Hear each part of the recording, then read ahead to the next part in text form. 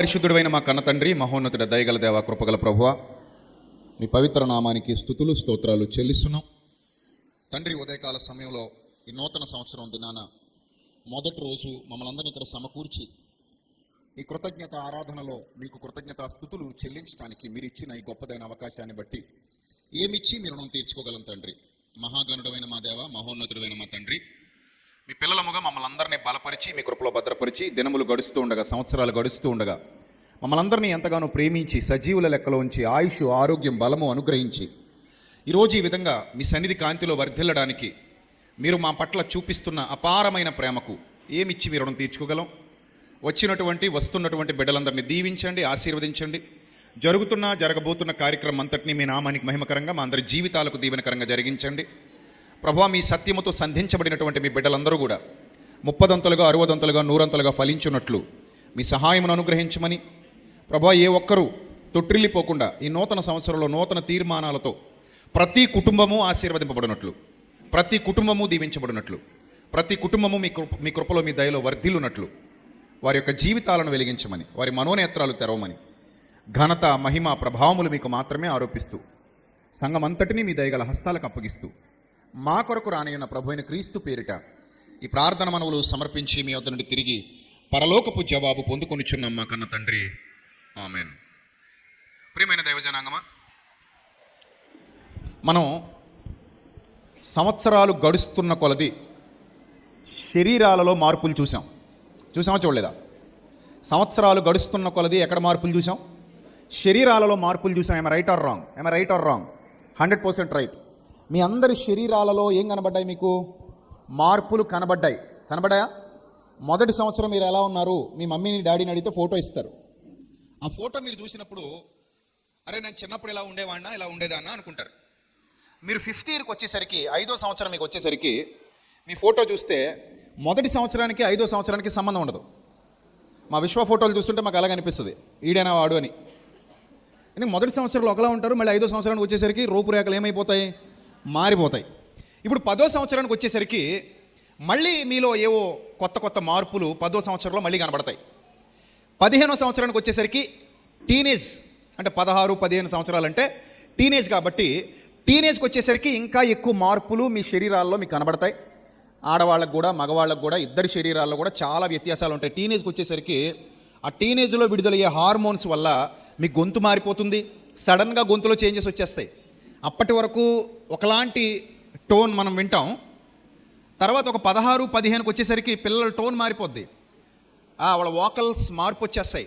ఆ వోకల్లో పరిపక్వత, ఆ వోకల్లో ఏదో తెలియని ఒక స్పష్టత, ఇవన్నీ కూడా మార్పు వస్తుంది. గొంతు మారిందా మీది? చిన్నప్పుడు ఎలా ఉండదు మీ వాయిస్? చిన్నప్పుడు సన్నగా ఉంటుంది. అదే వయసు మీద పడ్డాక 16వ సంవత్సరం, 15వ సంవత్సరం వచ్చిన తర్వాత మీ వాయిస్లో చాలా చేంజెస్ ఉంటాయి. లక్ష్మణ్ సురేష్ గారు ఒకసారి ఇటు రావాలి. మీరు చాలా చేంజెస్ మీరు కనుగొంటారు. అర్థమైందా? ఇన్ని చేంజెస్ గడిచే కొలది, సంవత్సరాలు గడిచే కొలది వస్తూనే ఉన్నాయి. ఆ తర్వాత 20వ సంవత్సరానికి వచ్చాం. ఉన్నాయా అందరి దగ్గర 20వ సంవత్సరం ఫొటోస్ ఉన్నాయా? ఎంతమంది దగ్గర ఉన్నాయి 20 ఏళ్ల ఫొటోస్? నేను 20వ సంవత్సరంలో ఎలా ఉండేవాడిని, ఎలా ఉండేదాన్ని, ఎంతమంది దగ్గర ఉన్నాయి ఫొటోస్? Very nice. ఇంటికి వెళ్ళిన తర్వాత చూసుకోండి, ఇప్పుడున్న ఫోటోతో కంపేర్ చేసుకోండి. తేడాలు కనబడవా? కనబడతాయి.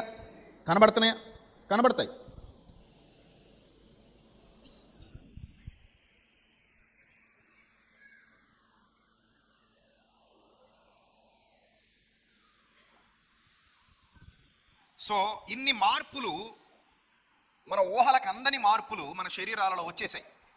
అక్కడి నుంచి మీరు బాగా గుర్తుపెట్టుకోండి, 20 దాటిన తర్వాత, యవన దశలో నీకు వచ్చిన తర్వాత, 20 దాటిన తర్వాత 30, 40 ఈ వయసులోకి వచ్చేసరికి శరీరం శుష్కించిపోవడం మొదలు పెడుతుంది. ఆఫ్టర్ 40 శరీరం మెల్లిగా పైకి వెళ్ళదు, ఇంకా కిందకు వస్తుంది. అప్పటిదాకా పైకి వెళ్ళిన శరీరం ఇప్పుడు ఎక్కడికి వెళ్తుంది? కిందకు వస్తుంది. అంటే చర్మం ముడతలు పడిపోవడం, ఆరోగ్యం సన్నగిల్లడం, వ్యాధి నిరోధక శక్తి తగ్గడం, కళ్ళు కనబడకపోవటం, ఎముకల్లో పటుత్వం తగ్గిపోవటం, కీళ్ళు పనిచేయకపోవటం, జుట్టు రాలిపోవటం, ఒకవేళ జుట్టు ఉన్నా కూడా ఆ నల్లని జుట్టు తెల్లగా మారడం, ఇలాంటి ఎన్నో మార్పులకు ఈ శరీరం గురవుతుంది, లోనవుతుంది. అలా పైకి వెళ్ళి ఈ వ్యవస్థ అక్కడితో ముగిసిపోతుంది. ఇది మన బాడీ హిస్టరీ, మన బాడీ చరిత్ర. ఇక్కడ నేను మాట్లాడదలుచుకున్నటువంటి విషయం ఏమిటంటే, ఈ బాడీలో జరిగినటువంటి మార్పులకి, మారుతున్న సంవత్సరాలకి సంబంధం ఉందా లేదా చెప్పాలి మీరు. బాడీలో జరుగుతున్న మార్పులకి, మారిపోతున్న సంవత్సరాలకి సంబంధం ఉందా లేదా అంటే ఖచ్చితంగా మీరు అందరూ చెప్తారు ఉంది అని. ఉందా? ఉంది. ఇప్పుడు ఈ మారుతున్న సంవత్సరాలకి, మారుతున్న శరీరానికి సంబంధం ఉన్నప్పుడు, మారుతున్న సంవత్సరాలకి లోపలున్న ఆత్మకి సంబంధం ఉంటుందా ఉండదా? ఉంటుంది, ఉంటుంది. కానీ విచిత్రం ఏంటి చెప్పనా? చాలామంది శరీరాలు మార్పులకు గురవుతాయి కానీ మనసు ఎప్పుడు ఒకేలా ఉంటుంది, అది మారదు. అర్థమైందా? చిన్నప్పుడు కంత్రివాడు, ఆడు పెద్దయ్యాక కంత్రివాడుగానే ఉన్నాడు. కొంతమంది ముసలోడయ్యాక కూడా కంత్రి బుద్ధులు పోవు. అందుకే ఏమంటారు? చింత చచ్చినా ఏం చావలేదంట, పులుపు చావలేదంట. అంటే ముసలోడు అయినా కూడా ఈడు కంత్రివాడే, మారలేదు ఈడు. ముసలమ్మ ముచ్చట్లు అన్నాడు బైబిల్ గ్రంథంలో. ఎందుకన్నాడు ఆ మాట? యవ్వన దశలో ఎంత పేటరేగిపోయేదో ఈ ముసలమ్మ అయ్యాక కూడా అంతే పేటరేగిపోతుంది. ఏదో శరీరంలో ఆ మార్పులు వచ్చినాయి కానీ ఈ ముసలమ్మకి ఏమీ తగ్గలేదంటే ఆ సరసాలు, విరసాలు, డబల్ మీనింగ్ డైలాగులు, ఆ అజ్ఞానపు అవాకులు చవాకులు. అందుకే ముసలమ్మ ముచ్చట్లు అన్నాడు. మీరు ఎప్పుడైనా చూసారా అలాంటి ముసలోళ్ళని? నేను చూశానన్న వాళ్ళు చేయొద్దండి. అలాంటి ముసలిది మా దగ్గర ఉందండి ఒకతన్న. వాళ్ళు ఉన్నారా? ఉంటారు కదా. అబద్ధాలు చెప్పండి, నిజాలు చెప్పండి. నేను చూశానండి అన్న వాళ్ళు చేయొద్దండి. నేనే అలాంటిదని అడగట్లేదు నేను. అలాంటి ముసలమ్మల్ని నేను చూసా. అలా వయసు పైబడిన ఆడవాళ్ళు అలా బిహేవ్ చేసేవాళ్ళని నేను చూసా. అలాంటి ముసలి వాళ్ళని నేను చూశారు. చూడలేదా మీరు అలాంటి వాళ్ళని? చూసారా? అంటే వాళ్ళ శరీరాలు మార్పులకు గురయ్యాయి కానీ మనసు మాత్రం ఎప్పటి మాదిరిగా ఒకేలా ఉందట. ఒకేలా ఉందా మనసు? అది మారలా. క్యాలెండర్లు మారాయి కానీ క్యారెక్టర్ మారలేదబ్బా, అది ప్రాబ్లం. క్యాలెండర్లు చాలా మారుతున్నాయి. సంవత్సరానికి ఒక కొత్త క్యాలెండర్ మారుతుంది. మనకి ఎంత ఆశ, కొత్త క్యాలెండర్. అందరూ అడుగుతారు, నన్ను అడుగుతుంటారు, ఏమంటే మీరు క్యాలెండర్లు ప్రింట్ చేయరా? మేము చేయమండి, మాకు ప్రింటింగ్ మిషన్ లేదండి. మీరు క్యాలెండర్ల పాట పెట్టరా? మేము పెట్టమండి. క్యాలెండర్ల పాట మేము పెట్టం. మరి క్యాలెండర్లు ఎట్టండి? మేము ఎలా బయట కొనుక్కుంటాం, మీరు ఎలా బయట కొనేసుకోండి. లేదండి మాకు క్యాలెండర్ కావాలంటారా? మీరు అంతగా ప్రలోభ పెట్టి, మీరు అంతగా బలవంత పెడితే వచ్చే సంవత్సరం క్యాలెండర్ ప్రింట్ చేస్తాం, బయటలాగే ఉంటుంది, ఏం ఉండదు. మీరు కొనుక్కెళ్తానంటే కొనుక్కెళ్ళండి, అందులో మన అడ్రస్ ఉంటుంది అంతే. మీకు అది కావాలి అంటే రెడీ చేసి పెడతాం. కానీ ఇక్కడ మాట్లాడుతున్నది క్యాలెండర్ గురించి కాదు. ఇదివరకు ఎట్లాగా ఎవడో క్యాలెండర్ ఇంట్లో తగిలించుకోవట్లా. ఎందుకంటే క్యాలెండర్ మనకి ఎక్కడ కనబడుతుంది? స్క్రీన్ మీద కనబడుతుంది. ఏమ రైట్? ఇదిగో క్యాలెండర్ ఎక్కడ కనబడుతుంది? స్క్రీన్ మీద కనబడుతుంది. అంటే క్యాలెండర్ స్క్రీన్ మీద కనబడే పరిస్థితి వచ్చేసినప్పుడు ఇంట్లో తగిలించుకునే పరిస్థితి ఇప్పుడు లేదు. అలాగే ఇది వరకు చీటి ముక్కలు చింపేవాళ్ళం. రోజుకో పేపరు చింపుకునేవాళ్ళం. ఈరోజు ఈ డేట్ అని చింపేవాళ్ళం. ఇప్పుడు ఆ చింపే పరిస్థితి కూడా లేదు. అంటే ఇక్కడ మారాల్సింది క్యాలెండరా క్యారెక్టరా? చెప్పాలమ్మా, మారాల్సింది క్యాలెండరా క్యారెక్టరా? గట్టిగా చెప్పాలి. క్యారెక్టరే. క్యాలెండర్ మారితే ఏ ఉపయోగం లేదు. మరి ఏం మారితే ఉపయోగం ఉంది? క్యారెక్టర్ మారితే ఉపయోగం ఉంది. క్యాలెండర్ మారడం వల్ల ఒక భర్త బాధితురాలికి ఏ ఉపయోగం ఉండదు. క్యారెక్టర్ మారితే ఆమె పండగ చేసుకుంటుంది. క్యాలెండర్ మారడం వల్ల ఒక భార్య బాధితుడికి ఏ ఉపయోగం ఉండదు. బాబా అంటే భార్య బాధితుడని ఏ ఉపయోగం ఉండదు. ఎప్పుడైతే ఆమె క్యారెక్టర్ మారుతుందో ఈ బాబా ఎలా ఫీల్ అవుతాడు? హ్యాపీగా ఫీల్ అవుతాడు. అవునా?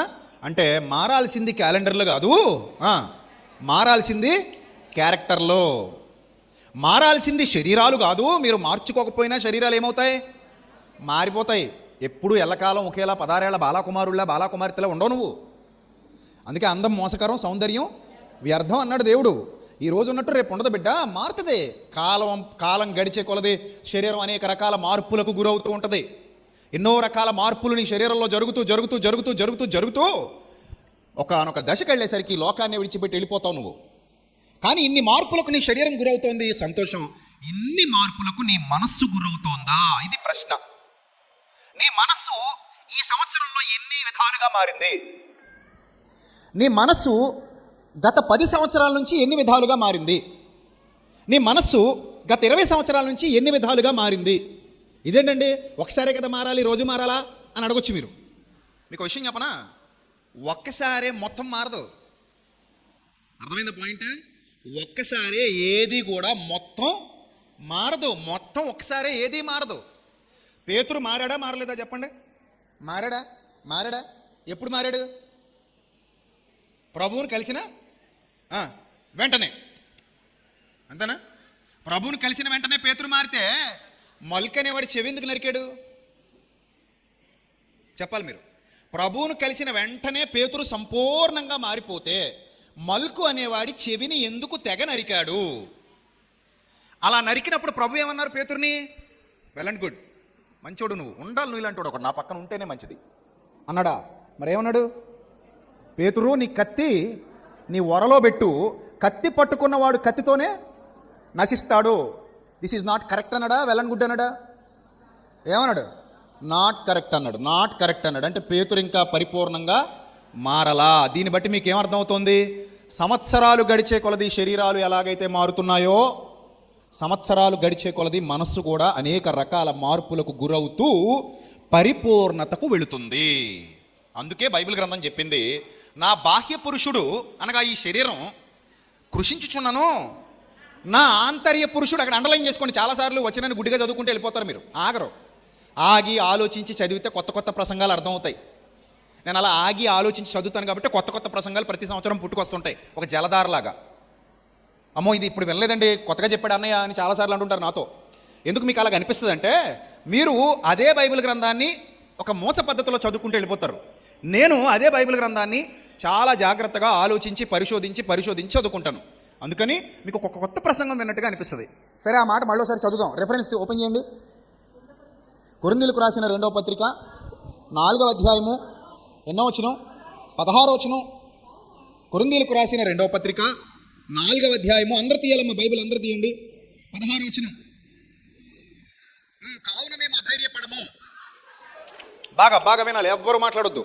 పిల్లలను కంట్రోల్లో పెట్టండి. రే పిల్లలు కూర్చోండి, లేకపోతే చాక్లెట్లు ఇస్తాను. మరి మీకు చాక్లెట్లు కొంచెం కారంగా ఉంటాయి, అర్థమైందా? మీకు అర్థమవుద్ది. కొరింథీయులకు రాసిన 2వ పత్రిక 4వ అధ్యాయము ఎన్నో వచనం? 16వ వచనం. కావున మేము అధైర్యపడము. మా బాహ్య పురుషుడు అంటే ఎవడు? వీడంటే ఎవడు? పైనున్నోడు. వీడంటే మనిషి అనుకోకండి, మన దేహం. మా బాహ్య పురుషుడు అనగా పైనున్నవాడు కృషించుచున్నను, ఆంతర్య పురుషుడు అనగా లోపలున్న ఆత్మ దినదినము. అది అండర్లైన్ చేయండి గట్టిగా. ఏంటది? దినదినము అంటే డే బై డే డేస్ గడుస్తున్న కొలది నూతన పరచబడుతున్నాడు. అంటే స్టెప్ బై స్టెప్ వెళ్తున్నాడంట. శరీరం స్టెప్ బై స్టెప్ వెళ్ళిందా? ఒకసారి అయిపోయిందా? గడ్డం ఎలా వస్తుంది మీకు? గడ్డం అంటే గుర్తొచ్చింది నాకు. యూట్యూబ్లో కామెంట్లు ఏమనంటే, వీళ్ళ మిసెస్ గర్భంతో ఉంది కాబట్టి ఈయన గడ్డం పెంచాడండి, ఈయనకు కూడా మూఢనమ్మకాలు ఉన్నాయండి అని ఎవడో కామెంట్ చేశారంట. అసలు నా గడ్డానికి మా ఆవిడ గర్భానికి సంబంధం ఏందిరా నాయన? అవేమీ లేవురా నాయన. నాకు అలాంటి మూఢనమ్మకాలు ఉండవు. మూఢనమ్మకాలకు పూర్తి వ్యతిరేకం నేను. అర్థమైందా? ఏదో ఒక పాట కోసమని పెంచుకున్నా, ఆ పాట ఏమో నేను అనుకున్నట్టు అవలా, సరే అది అలా ఉంచుకున్నా, అంతే. అంతకుమించి ఇందులో కొత్త కథలు, మూఢనమ్మకాలు, అది ఏదో విశ్వాసాలు ఏమి లేవు, ఉండవు మనకు అలాంటివి. తెలుసు కదా మీకు నా గురించి. ఎప్పుడైనా మూఢనమ్మకాలను ఎంకరేజ్ చేస్తానా? మీరు ఒకసారి మా ఇంటి ముందు ఎవడో తెలీదు, మాకు కూడా తెలీదు, పొద్దున్న మా పెద్ద పిల్లలు చూసేసరికి అయ్యి బాబాయ్ అంటుంది. ఏంట్రా బాబాయ్ అంటుంది? ఏముంది బయట అంటే ఒక ముగ్గు, అందులో 2 నిమ్మకాయలు, 2 ఎండుమిరపకాయలు, మహా అయితే ఇంకో కోడినో ఏదో కోసి అక్కడ కొంత రక్తం చేసిపోతాడు. ఆడేదో చేసేస్తే నాకు అక్కడ ఏమైనా అయిపోద్దా? అదే కోడి అక్కడ వదిలేస్తే కోసుకుని ఎప్పుడేసి తినేసే రకం నేను. అదే నిమ్మకాయ అక్కడ వదిలేస్తే పిండుకుని తాగేసే రకం. అదే కొబ్బరికాయ కొట్టి అక్కడ వదిలేస్తే పచ్చడి చేసుకుని తినేస్తాను ఇడ్లీలో నంచుకొని. అంతే తప్ప అలాంటి చెదరానికి భయపడే క్యాండిడేట్ని కాదు. నేను అలాంటివి నేను అసలు భయపడను కూడా. అలాంటి వాటికి తొక్కడాలు, ఎక్కడాలు, చూడ్డాలు, భయపడ్డాలు ఇలాంటివి ఏ ఉండవు. తొక్కినా మనకేం కాదంటే తొక్కుంటూ వెళ్ళిపోతాం. అదేమైనా యాసిడ్ అయితే భయపడాలి, అగ్ని అయితే భయపడాలి, నిప్పులు అయితే భయపడాలి, ముళ్ళు అయితే భయపడాలి. నిమ్మకాయకి ఎందుకు భయపడతాం? పచ్చిమిరపకాయకి ఎండుమిరపకాయకి రోజు తాలింపులు వేసుకుని ఎండుమిరపకాయకి భయపడితే నాకంటే ఏది గొప్పది? ఆ ఎండుమిరపకాయ గొప్పది కదా. అంటే ఎండుమిరపకాయ కంటే వీక్గా ఉన్నామా మనం? అంత వీకా మనం? అంటే మన లోపల స్ట్రాంగ్నెస్ లేదని అర్థం. కాబట్టి ఈ గడ్డానికి ఆ మూఢనమ్మకానికి సంబంధం ఏమీ లేదు. మీకు అంతగా ఇబ్బందిగా ఉంటే సెమినార్లో ఇలా కనబడలేండి, బాధపడకండి. రైట్. సో మన శరీరంలో గడ్డం వచ్చినప్పుడు ఎలా ఉంటుంది? మగవాళ్ళని అడుగుతున్నాను, ఎలా ఉంటుంది? ఇలా ఫుల్గా వచ్చేస్తుందా? మరి ఎలా వస్తుంది? అత్తర ముక్కుని సాయిపోతాడు కదా ఒక ఆయన, చిన్నది ఉంటుంది లెక్క, అంత స్టార్ట్ అవుద్ది ఫస్ట్, అంతేనా? ఆ తర్వాత మెల్లిమెల్లిగా అక్కడొకటి కన్నాలు కనబడుద్ది. అలా వయసు మీద పడే కొలది మీ శరీరంలో గడ్డం ఏమవుద్ది, పరిపూర్ణంగా వస్తుంది, ఫుల్గా వస్తుంది, అందంగా వస్తుంది. మీసాలు కూడా అంతే, ఒకేసారి రావు. అంత ముందుకెళ్ళి యంగ్స్టర్స్ చూసుకుంటారు, అమ్మ 2 ఎంటుకలు వచ్చినాయి, నాన్న 3 ఎంటుకలు వచ్చినాయి అని చెప్తుంటారు వీళ్ళు. ఆ తర్వాత వయసు మీద పడే కొలది క్రమక్రమంగా మీసం ఏమవుతుంది, వృద్ధి పొందుద్ది. ఈ రీతిగా శరీరంలో క్రమక్రమంగా మార్పులు జరుగుతాయి. మీ శరీరం క్రమక్రమంగా మార్పులు జరుగుతాయి. మీ జుట్టు ఇప్పుడు ఇంతే ఉందా? చిన్నప్పటి నుంచి మీ జుట్టు ఉందా? ఇప్పుడు వాళ్ళు జడంట, తోలు బెల్ట్ అంట ఏదో చెప్తారు కదా, నల్ల తాచు లాంటి ఆ జడ, ఎంత బాగుందో ఈ అమ్మాయి జడ, ఎంత పొడుగుంది అంటారు కదా కదా అదేదో పెద్ద హానర్ చేసేటువంటి ఒక సూచనలాగా. జడ ఎంత పొడుగ్గుంటే అంత అందం అంట, అంత అందగత్తి అంట, అంత గొప్పదంట. అందుకని ఇలా అనొచ్చు. అదేదో ఏంటిది, ఒక హెయిర్ ఆయిల్ యాడ్ అనుకుంటా, షాంపూ యాడో, లారీ బురదలో కూరుకుపోద్ది. ఈ అమ్మాయి జడ వేసుకొచ్చి అదేదో పక్కన వేసుకొచ్చినట్టు ఆ జడ లారీ కట్టేస్తుంది. కట్టేసి ఏం చేస్తుంది, లాక్కుంటే వెళ్ళిపోద్ది జడతో. దేన్ని? బురదలో కూరుకుపోయిన లారీని. ఇంకా జేసీబీలు ఏం అవసరం లేదు. ఇంకా ఆ హెయిర్ ఆయిల్ వాడితే మీ జడ కూడా పనిచేస్తుంది అనమాట. అలాగా ఎక్కడైనా ట్రాక్టర్లు తిరగబడిపోయినా, లారీలు తిరగబడిపోయినా, బురదలో కూరుకుపోయినా మీ జడేసి లాక్కొచ్చేయచ్చు. సో ఈ జడలు పుట్టినప్పుడు ఇలా ఉండవు. మీకు ఎలా ఉంటాయి? అప్పుడప్పుడు చూడండి, ఎండిపోయిన తాటెంకలు పడేస్తారు. ఎలా ఉంటుంది ఎండిపోయిన తాటెంక? పీచు కట్టేసి అదేదో జస్ట్ అక్కడక్కడ ఉన్నట్టు అలా అలా అలా ఉంటుంది. అలా ఉన్నాయి మన జుట్లు చిన్నప్పుడు. Right are wrong? కావాలంటే ఫోటోలు అడగండి, మీ ఇంట్లో వాళ్ళు అడగండి, చూపిస్తారు మీకు. ఆ ఫోటోలు చూసుకోండి, ఎంత అందమైన జుట్టు మీకు అప్పుడు లేదు కదా. మరి ఇప్పుడు రోజు ఎన్నో మార్పులకు గురై ఇప్పుడు ఎంత అందమైన జుట్టు వచ్చేసిందో మీకు. పొడవాటి జడ వచ్చేసింది ఇప్పుడు మీకు, నల్లటి కురులు వచ్చేసాయి కదా. సేమ్ ఆత్మీయతలో కూడా ఇదే పదప్రయోగం పౌలు భక్తుడు చేశాడా చేయలేదు? ఇప్పుడు మీరు చదువుకున్న వచనంలో చేశాడా చేయలేదా? ఏం చేశాడు? దినదినము, అది అండర్లైన్ చేయండి అందరూ కూడా, దినదినము. నా ఆంతర్య పురుషుడు దినదినము ఏమవుతున్నాడమ్మా? నూతన పరచబడుచున్నాడంటే దీన్ని బట్టి మీకు ఏం అర్థం కావాలి? ఏ మనిషి మనసు కూడా ఒకేసారి పరిపూర్ణంగా మారదు. It will take some time, గ్రాడ్యువల్గా మారుతుంది. మనిషి ఒక్కో మెట్టు ఎక్కుతూనే మేడెక్కగలడు. ఒకేసారి ఎగిరి ఎవడో మేడ మీదకి వెళ్ళలేడు. నేను మేడ మీదకి వెళ్ళాను అని చెబుతున్నావంటే ఒక్కో మెట్టు ఎక్కుతూ ఎక్కడికి వెళ్ళావు? నువ్వు మేడ మీదకి వెళ్ళావు. ఈ విషయం నీకు బాగా అర్థమైతే మనిషి జీవితంలో అనేక రకాల మార్పులు సంతరించుకున్న తర్వాత అతడు పరిపూర్ణుడు అవుతాడు, ప్రభువులా మారతాడు. ఎలా మారతాడు? ప్రభువులా మారతాడు. పేతురు ఒకసారి మారలేదమ్మా, తోమా ఒకసారే మారలేదు, పౌలు భక్తుడు కూడా ఒకసారే మారలేదు. దానికి ఎన్నో ఆధారాలు ఉన్నాయి బైబిల్ గ్రంథంలో. మరి మారు మనసు పొందని అంటాడు కదండి. ఎస్, అఫ్ కోర్స్, మారు మనసు పొందడం అనేది తొలి అడుగు. దేని నుంచి తొలి అడుగు? నేను పాపిని అని ఒప్పుకోవడం, అంటే నేను రోగిని అని గుర్తించటం, నేను ఈ పాపం నుండి విడుదల పొందాలి అని ప్రభు దగ్గరికి వెళ్ళి క్షమాపణ కోరుకోవటం. కానీ లోపల ఇంకా ఫుల్ఫిల్ అవ్వలా, లోపల ఇంకా స్ట్రాంగ్నెస్ రాలా. ఇప్పుడు ఒక స్లాబ్ వేసినప్పుడు కింద ఏం పెడతావు? సెంటరింగ్ పెడతావు. ఈ సెంటరింగ్ ఎన్ని రోజులు ఉంచాలి? 15 నుంచి 20 రోజులు ఉంచాలి. ఆ 15 నుంచి 20 రోజులు సెంటరింగ్ ఉంచిన తర్వాత మళ్ళీ దాని మీద ఏం చేయాలి? వాటరింగ్ చేయాలి. సెంటరింగ్కి ఉంచాల్సిన పని ఏంటి? పైన ఆల్రెడీ మీరు ఐరన్ పెట్టేశారు కదా, సిమెంట్ వేసారు కదా, ఇసుక కలిపేశారు కదా, తీసేయచ్చు కదా. వేసిన రోజునే తీసేయచ్చు కదా. సెంటరింగ్ తీసేస్తే ఏమైపోద్ది? కూలిపోద్ది. అది తోడుకుంటూ బలపడడానికి ఎన్ని రోజులు కావాలి? 15 నుండి 20 రోజులు కావాలి. ఈ 15 నుండి 20 రోజులు దానికి టైం ఇచ్చినప్పుడు ఖచ్చితంగా మీరు దానికి ఏం చేయాలి? వాటరింగ్ చేయాలి. ఇన్ ద సేమ్ సెన్స్ మీ ఆత్మీయ జీవితాలు కూడా ఎప్పుడు ఒకేసారి మారిపోవు. ఒక్క రోజులో ఎవ్వరూ మారిపోరు. ఒక మనిషి తన జీవితాన్ని తన మానసిక స్థితిని కట్టుకోవడానికి కొంత సమయం తీసుకుంటాడు. పేతురు గురించి ఇంకొక ఎగ్జాంపుల్ చూద్దాం. ఒక ఎగ్జాంపుల్ ఏం చూసాం? మల్క్ అనేవాడి చెవిని ఏం చేశాడు? ఆయన తెగ నరికేశాడు కదా. ఇప్పుడు రెండో ఎగ్జాంపుల్, అదే పేతురు యేసుక్రీస్తు ప్రభువారు నీకెవరో తెలుసా అని అడిగితే ఏమన్నాడు? చెప్పండి, ఏమన్నాడు? అదేమైనా పెద్ద టాస్కా అంటున్నాను కాదుగా. అలాంటి దానికి కూడా పేతురు ఏమయ్యాడు? భయపడ్డాడు. ఏమన్నాడు? ఉంటావు నువ్వు బొంకడం ఆపేంత వరకు కోడి కుయ్యదు. 3 సార్లు బొంకుతావు.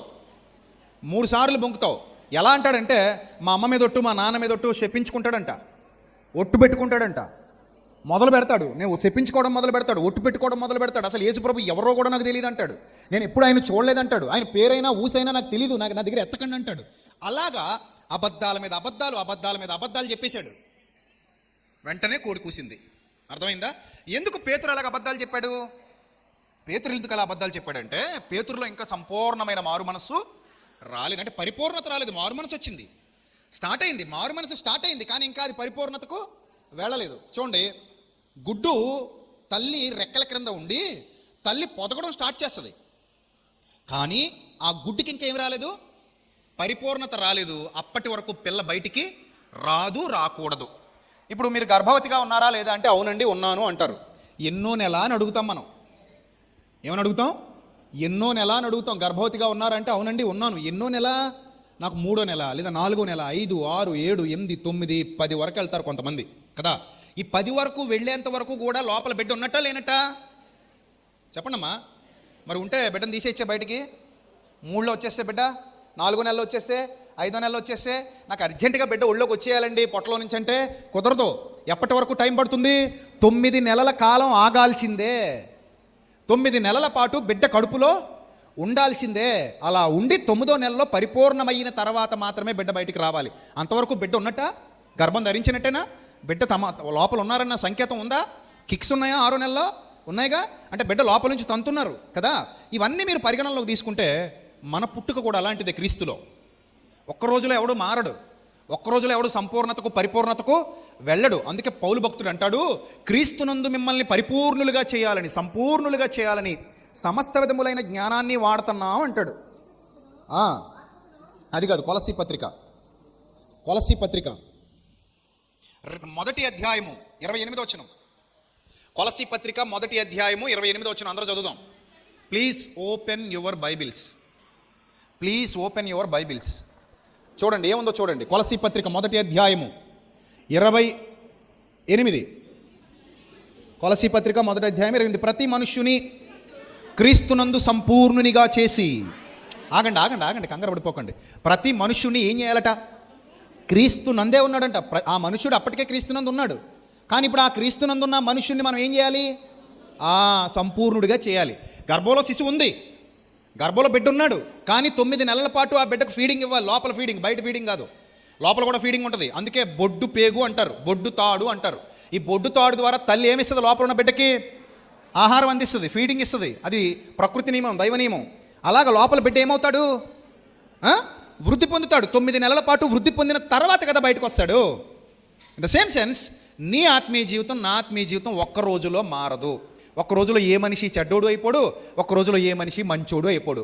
సాధనమున పనులు సమకూరు ధరలోన అన్నారు. ఏంటట? సాధనమున పనులు సమకూరు ధరలోన. Practice makes man perfect. అంటే ఒక మనిషి పర్ఫెక్ట్గా మారాలి అంటే ఏముండాలి? ప్రాక్టీస్, సాధన లేకపోతే ఏది రాదు. సాధన చాలా ఇంపార్టెంట్. సో మీ ఆత్మీయ జీవితాలు మరి మీరు ఇంకా పరిపూర్ణంగా మారారా లేదా, మార్పు సంపూర్ణంగా వచ్చిందా రాలేదా, మిమ్మల్ని మీరు పరీక్షించుకుంటే ఎప్పుడైతే మీరు ప్రాక్టీస్ మొదలుపెట్టారో ఆ ప్రాక్టీస్ మొదలైన తర్వాత మీలో మీకు తెలియని అనూహ్యమైన మార్పులు కనబడతాయి. మీలో మీకు తెలియకుండానే చాలా మార్పులు వచ్చేస్తాయి. రోజు రోజుకి దినదినము మీరు ఏమవుతుంటారు? నూతన పరచబడుతూ ఉంటారు. నూతనత్వం మీకు వస్తూ ఉంటుంది. సరే, పేతురు గారు హ్యాపీ అయిపోయింది. ఎన్ని చెప్పుకున్నప్పుడు పేతురు గారి గురించి? 2. ఒకటేమో కత్తితో చెవి నరకడం, అది తప్పు. యేసుప్రభు వారి భావజాలానికి పూర్తిగా విరుద్ధమైన భావజాలం. యేసుప్రభు ఎవరిని నరకమని చెప్పరు. రెండోదేమో అబద్ధాలు ఆడడం, బొంకడం, అది యేసుప్రభు వారి భావజాలానికి పూర్తిగా విరుద్ధం. ప్రజలు ఎదుట నన్ను ఎవడు ఒప్పుకుంటాడో నేను వాడిని ఒప్పుకుంటాను, ఎవడు నన్ను ఎరుగనంటాడో నేను వాడిని కూడా ఎరుగనంటాను. అది కూడా యేసుప్రభు వారి భావజాలానికి పూర్తిగా విరుద్ధం. ఇప్పటికి ఎన్ని అయినాయి? తెలిసి 2 అయినాయి, తెలియకుండా ఎన్నైనాయో మనకు తెలీదు. ఇక మూడోది ఒకటి ఉంది. మూడోది అక్కడ అంటాడు, యేసుప్రభు వారు పేతురుని చూసి సాతానా అంటారు. చాలా పెద్ద మాట కదా అది. ఏమన్నారు? సాతానా నా వెనుకకు పొమ్ము. అంటే పేతురు ఒక మాట మాట్లాడితే పేతురు అనకుండా ఏమన్నారు? ఆయన సాతానా అన్నారు. ఎందుకన్నారంటే పేతురు ఆ సాతాను ప్రేరేపణకు లొంగిపోతున్నాడు. పేతురు సాతాను కాదు, పేతురు ఆ మాట పలకటానికి కారణం సాతాను. పేతురు సాతాను కాదు అక్కడ. పేతురు ఆ మాట పలకటానికి కారణం సాతాను. ఇది నీకు దూరం అవునుగాక, ఇది నీకు జరగకూడదు, ఎప్పటికీ అవ్వకూడదు, ఇలాగా నువ్వు మరణించకూడదు, నువ్వు సిలువెక్కకూడదు అన్నట్టు మాట్లాడతాడనమాట. అప్పుడు ప్రభు అంటారు, సాతానా నా వెనుకకు పొమ్ము అంటారు. అంటే దీన్ని బట్టి మీకు ఏమర్థమైంది? పేతురు గారిలో పరిపూర్ణత ఇంకా లేదు. పేతురు గారు ఇంకా సంపూర్ణులు కాలేదు. అంతెందుకండి, పెరుగు తోడు పెడతారా? రోజు తోడు పెడతారా? నైట్ ఎన్ని గంటలకు తోడు పెడతారు పెరుగు? పొద్దున్న తినాలంటే ఎన్ని గంటలకి? నైట్ 8 గంటలకి. సాయంత్రం తినాలంటే పొద్దున్న ఎన్ని గంటలకి? 7 ఆ టైంకి, అంతే కదా? ఇప్పుడు మీరు 7 గంటలకి తోడు చొక్కేశారు పెరుగులో, నేను 8 గంటలకు వచ్చి నాకు పెరుగు వడ్డిచ్చన్నాను, ఏమంటారు? ఆ మాట కరెక్ట్గా చెప్పండి. ఏమంటారు? ఇంకా పెరుగు తోడుకోలేదు అంటారు. ఇప్పుడు అది పెరుగు కాదా? పెరుగే. నువ్వేం తోడు పెట్టావని చెప్తావు మాటకే? పెరుగు తోడు పెట్టానని చెప్తున్నావు, కానీ ఇంకా అది పూర్తి పెరుగు కాదు. ప్రాసెస్ స్టార్ట్ అయింది. నువ్వు టైం ఇస్తే, ఆ ప్రాసెస్ జరగడానికి టైం ఇస్తే అది ఏమవుతుంది? పర్టికులర్ టైంకి పెరుగు అవుతుంది. ప్రస్తుతానికి పెరుగు కాదంటే పెరుగే, అది పెరిగే. కాకపోతే ప్రాసెస్ ఏమవుతుంది? నడుస్తుంది. నువ్వు పెరుగు తినాలి అని అనుకున్నప్పుడు ఒకప్పుడు తోడు పెట్టావు, కొంత టైం ఆగావు, ఆ తర్వాత నువ్వు పెరిగేసుకుని భోజనం చేసావు. ఇన్ ద సేమ్ సెన్స్ మార్పు మొదలైంది. ఏమైంది? మార్పు మొదలైంది. మారు మనస్సు పొందా. మొదటి అడుగు బాప్తిస్మం తీసేసుకున్నా. ఎప్పుడైతే బాప్తిస్మం తీసేసుకున్నానో పరిశుద్ధాత్మ సహవాసంలోకి అడుగు పెట్టా. అంటే తోడు చుక్క కలిసింది నాలో. పరిశుద్ధాత్మ సహవాసంలోకి ఎప్పుడైతే అడుగు పెట్టేశానో అక్కడి నుంచి ప్రాసెస్ మొదలవుతుంది. దినదినము దినదినము దినదినము దినదినము ఏమవుతున్నావు? నూతన పరచబడుతున్నావు. చాలామంది ఏమంటారు తెలుసా? పెరుగు తోడుకున్నాక తోడు చుక్కేస్తానని అంటారు. అసలు ఏమైనా అర్థం ఉందా దానికి? బాగా ఏదో అయిపోయాక అప్పుడు బాప్తిస్మం తీసుకుంటాడంటే ఈ బిడ్డ. నాకు ఇలాంటి వాళ్ళని చూసి ఏమనిపిస్తుంది అంటే, లారీ వచ్చి గుద్దేసింది, రోడ్డు మీద పడ్డావు, రక్తం పోతుంది, ఇప్పుడు ఎక్కడికి వెళ్ళాలి? హాస్పిటల్కి వెళ్ళాలి. అంబులెన్స్ వచ్చింది, అంబులెన్స్ ఎక్కాలి, కానీ పడుకున్నాడు అంటాడు, హాస్పిటల్కి అప్పుడే వద్దులే బ్రదర్, కొంచెం తగ్గాక వెళ్దాం బ్రదర్, ఇక్కడ ఏదో ఒకటి చేసుకుని తగ్గించుకుంటా. ఏం చేస్తావు? ఏం చేసి తగ్గించుకుంటావు? రక్తం పోతుంది, ఎముకలు ఇరిగిపోని, అలా వదిలేస్తే చస్తావు. ఇప్పుడు నువ్వు హాస్పిటల్కి వెళితే మంచిదా, అక్కడ ఉండి ఏమైనా తగ్గించుకుంటావా? ముందు అంబులెన్స్ ఎక్కి సావు. అది తీసుకెళ్ళి నేను హాస్పిటల్లో పడేసి ట్రీట్మెంట్ మొదలు పెడతారు. ట్రీట్మెంట్ మొదలయ్యాక మెల్లిమెల్లిగా అక్కడ తగ్గుద్ది. ఇక్కడ నువ్వు ఒక్క రోజులో తగ్గడానికి ఏమి లేదు. ఇక్కడ ఏ మనిషి ఒక్క రోజులో పరిపూర్ణుడు కాడు, ఏ మనిషి ఒక్క రోజులో పవిత్రుడు కాడు. అందుకే కొరింథీయులకు రాసిన 2వ పత్రిక 7వ అధ్యాయం 1వ వచనం అదే పౌలు చెప్తున్నాడు. కొరింథీయులకు రాసిన 2వ పత్రిక 7వ అధ్యాయం 1వ వచనం చూడండి ఏమనుంది అక్కడ. ప్రియులారా, మనకు ఈ వాగ్దానములు ఉన్నవి కనుక దేవుని భయముతో పరిశుద్ధతను ఏం చేసుకొనుచు? సంపూర్తి చేసుకొనుచు అన్నాడు. మనకు ఈ వాగ్దానములు ఉన్నవి కనుక దేవుని భయముతో పరిశుద్ధతను ఏం చేసుకొనుచు అని వ్రాయబడింది? సంపూర్తి చేసుకొనుచు. శరీరమునకు ఆత్మకు కలిగిన సమస్త కల్మషము నుండి మనలను మనము పవిత్రులనుగా చేసుకుందాం ఇంక్లూడింగ్ మీ. అంటే పౌలు కూడా తనను తాను కలుపుకొని మాట్లాడుతున్నాడు. అంటే కొంత సమయం పడద్దరా నాయన, దేనికైనా మనం ఏమివ్వాలి? టైం ఇవ్వాలి. అందుకే మిమ్మల్ని బతిమలాడుకునేది, రే నాయన రండి ఆదివారం వచ్చి ఈ సత్యవాక్యం నేర్చుకోండి, ఏది పడితే అది వినకండి. ఇల్లు కట్టాలంటే, గోడ కట్టాలంటే సిమెంట్ వాడాలి, బూడిద వాడకూడదు. కానీ బూడిద సిమెంట్ చూడడానికి ఎలా ఉంటాయి? ఒకలాగే ఉంటాయి. నువ్వు వెళ్ళి బూడిద ముందు కూర్చున్నావు అనుకో, ఆ బూడిద వచ్చి పంపేస్తారు. ఎవరో గుంటూరులో ఆయన ఉన్నాడంట, బూడిద తీసి పంపేస్తాడంటే వెళ్ళిన వాళ్ళందరికీ. ఆయన కూడా బూడిద తీసుకుంటాడంట. బూడిద వేసుకుంటే ఏమొస్తుంది? నీ మొహం బూడిద మొహం, నువ్వును బూడిదలు వేసుకోవడానికి ఉన్నాం ఆ దేవుని సంఘంలో మనం. ఈ బూడిద బాగోతాలేట్రా బాబు, నాకు అర్థం కాదు. బత్తాలు బూడిద పట్టుకొస్తారంట ఆయన దగ్గరికి, మీదనే వేసుకుంటాడంట ఆ బూడిద. ఈ జనాలు చూసి అయ్య బాబోయ్ మా అయ్యగారు ఎంత కష్టపడిపోతున్నారు. ఏంటి ఎవడ కష్టపడమన్నాడు బూడిద వేసుకుని మీ అయ్యగారిని? అసలు ఈ బూడిద బాగోతాలేంది నాకు అర్థం కాదు. ఎవడేసుకోమన్నాడు బూడిద? అపోస్తలు వేసుకున్నారా బూడిద? యేసుప్రభు వేసుకున్నారా బూడిద? ప్రారంభ సంఘ క్రైస్తవులు ఏమైనా బూడిదలు వేసుకుని తిరిగారా? ఏమైనా కొత్త నిబంధనలో నువ్వు గోనెపట్ట కట్టుకోవాలి, బూడిద వేసుకోవాలి. బూడిద ఎప్పుడు యూదుల ఆచారం అది. ఏదైనా జరగరాని దుష్కార్యం జరిగినప్పుడు వేసుకునేవారు వాళ్ళు. అలాగా వాళ్ళది ఆచారం, అది యూదుల ఆచారం. మనం క్రైస్తవులు, మనకెందుకు ఇలాంటి పిచ్చి ఆచారాలు? ప్రతి వారం నెలకోసారి బూడిద వేసుకుని తిరగడం ఏంది? అడిగేవాళ్ళు లేడు. బూడిద వేసుకోవటం వల్ల మనిషి జీవితంలో మార్పు రాదు. వచ్చి కూర్చొని సత్యం విను, సత్యం నేర్చుకో. దినదినం కొత్త విషయాలు బోధిస్తాడు సేవకుడు నీకు దేవుని ఆత్మ ప్రేరేపణతో. నేర్చుకో, చెక్కబడు, బలపరచబడు. ఒక రాయి తెచ్చి శిల్పం అని అనకూడదు. రోజు చెక్కి ఒక నెల తర్వాత, 2 నెలల తర్వాత, 4-5 నెలల తర్వాత ఏమనాలి మనం? శిల్పం అనాలి. నేను శిలను, కానీ ఇప్పుడు ఎలా మారాను? శిల్పంగా మారాను. నిన్ను శిల్పంగా మార్చేది దేవుని వాక్యం. అందుకని బూడిద దగ్గర కూర్చోకో, సిమెంట్ దగ్గరికి వెళ్ళు, అది గోడ కట్టబడుతుంది. బూడిద దగ్గరికి వెళ్ళావనుకో బూడిదలాగా మిగిలిపోతావు. అలాగే సత్యం ఎక్కడ దొరుకుతుందో అక్కడ దాకా పరిగెత్తు, సత్యం కోసం పరిగెత్తు. క్వాలిటీ ఆఫ్ ఫుడ్ తిను. సత్యమే కదండి, ఇది సత్యమేనని చెప్పి చిల్లర తిండి తినకు. సత్యం ఎక్కడ స్వచ్ఛమైన దొరుకుతుందో అక్కడ పరిగెత్తాలి, దానికోసం వెతకాలి, దాన్ని సంపాదించుకోవాలి. దానితోనే నీ ఆత్మీయ జీవితం కట్టబడాలి. ఇది దేవుడు చెప్పినటువంటి ప్రాథమిక సూత్రం. అంటే దినదినము ఈ ప్రాసెస్ ఏమవ్వాలి? జరగాలి. దినదినం జరగాలి ఈ ప్రాసెస్. నేను ఈరోజు ఈ కణాలతో నిండినటువంటి ఈ శరీరం, ఇంత బలమైన శరీరం నా సొంతంగా ఉంది, నీ సొంతంగా ఉంది అంటే ప్రతిరోజు బలమైన ఆహారం తింటూ వచ్చాం. రైట్? ప్రతిరోజు బలమైన ఆహారం తింటూ వచ్చాం కాబట్టి ఈరోజు మనకు ఎలాంటి శరీరం ఉంది? బలమైన శరీరం ఉంది. అదే పనికిమాలిన ఆహారం తినుంటే మన శరీరం ఏమైపోయేది? నాశనం అయిపోయేది. అవునా కాదా? అవునా? ఈరోజు మన శరీరం బాగుందంటే కారణం తిండి. మంచి తిండి తింటే మంచి శరీరం ఉంటుంది. తిండే శరీరం. ఇది నిజం. ఇది తిండే శరీరం, తిండే ఆరోగ్యం. తిండే నీ శరీరం, తిండే నీ ఆరోగ్యం. నువ్వు తిన్నందుకు ఇది పెరిగింది, తినకపోతే ఇది పెరగదు. దేంతో పెంచావు శరీరాన్ని అంటే తిండి తిని పెంచావు. తిండి కలిగితే కండగలదో అన్నాడు.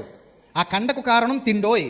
ఆ తిండి మంచిదైతే మంచి కండబట్టునోయ్, ఆ తిండి చెడ్డదైతే చెడ్డ కండబట్టునోయ్.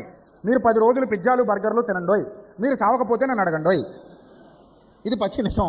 మీరు ఒక 10 రోజులు మానకుండా డ్రింకులు తాగండోయ్, మీ కిడ్నీలు లివరు నాశనం కాకపోతే నన్ను అడగండోయ్. ఎందుకంటే దేవుడు డ్రింక్ని శరీరం కోసం సృష్టించలేదు, మనిషి దరిద్రాన్ని తయారు చేసి పెట్టాడు. దేవుడు బ్రాందీ విస్కీ శరీరం కోసం సృష్టించలేదు, మనిషి తయారు చేసుకుని తగలేసుకుంటున్నాడు.